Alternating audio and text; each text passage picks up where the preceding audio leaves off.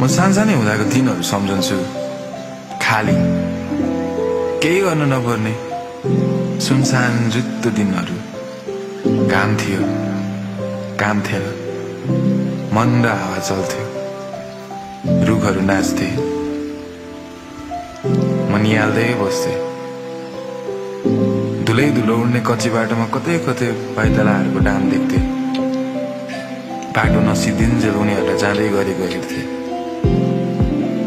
तिरमिराउने आकाश, बिग्रेको घडी, हवाईजहाजको हल्ला, मधुरो सुमधुर सङ्गीत।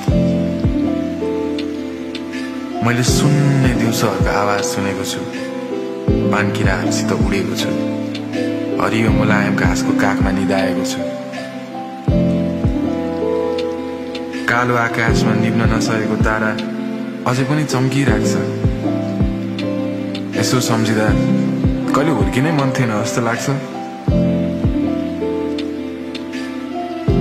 तर समय मलाई किन पर्खेर बसोस्?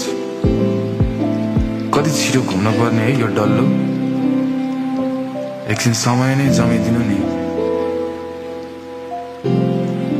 म भित्र डुब्न लागेको घाम छ, एउटा जवान साथ छ, स्थिर मन छ, तीर चल्छ र पीर बढ्छ ठ्याक्क।